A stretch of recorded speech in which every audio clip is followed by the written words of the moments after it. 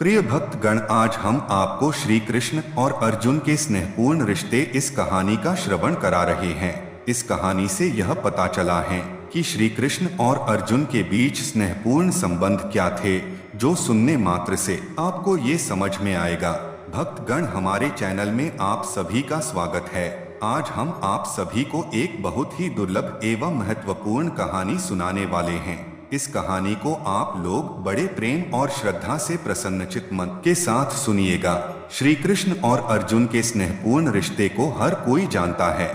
महाभारत में यह स्वयं भगवान श्री कृष्ण थे जिन्होंने अर्जुन को सही दिशा में मार्गदर्शन किया और युद्ध में सामरिक सरलता का उपयोग करके अर्जुन के रथ को चलाया।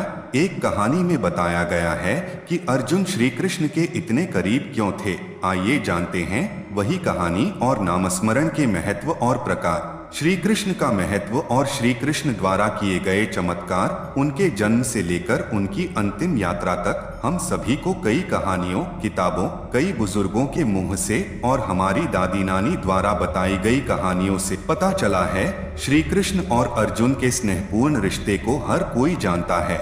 महाभारत में यह स्वयं भगवान श्री कृष्ण थे जिन्होंने अर्जुन को सही दिशा में मार्गदर्शन किया और युद्ध में सामरिक सरलता का उपयोग करके अर्जुन के रथ को चलाया।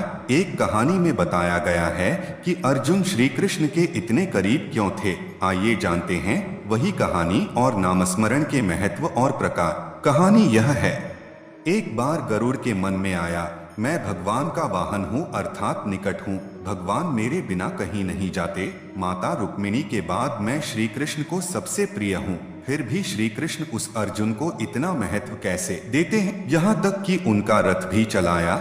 एक दिन श्री कृष्ण इसी गरुड़ को लेकर अर्जुन के पास आए जब अर्जुन सो रहे थे और द्रौपदी उनके सिर पर तेल की मालिश कर रही थी। यह देखकर कि श्री कृष्ण के आने पर भी अर्जुन नहीं उठे, गरुड़ को और भी अधिक क्रोध आया। लेकिन श्री कृष्ण मुस्कुराते हुए उसके सिरहाने बैठ गए और द्रौपदी को एक तरफ ले गए और खुद उसके बालों में तेल लगाने लगे। लेकिन यह सोचकर कि अब तो प्रलय हो गया।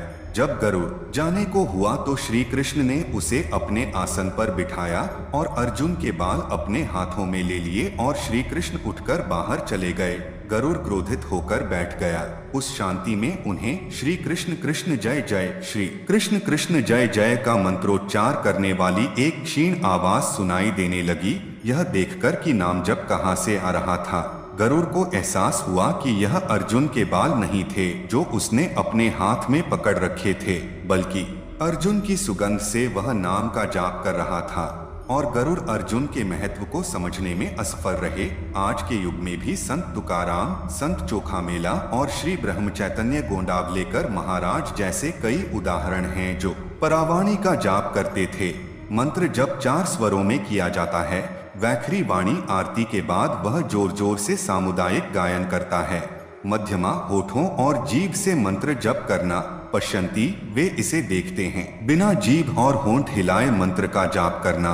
पारा, अत्यंत उच्च स्तर पर यह जप शरीर के आंतरिक अंगों से, हृदय से स्वतः होता है। उदाहरण के लिए चोखामेला की हड्डियां मृत्यु के बाद भी जप कर रही थीं। दोस्तों, इस वीडियो में बस इतना ही। मिलते हैं अगली वीडियो में। अगर आपको कहानी अच्छी लगे तो वीडियो को लाइक और चैनल को सब्सक्राइब करो और कमेंट्स में जय श्री कृष्ण लिखो। धन्यवाद।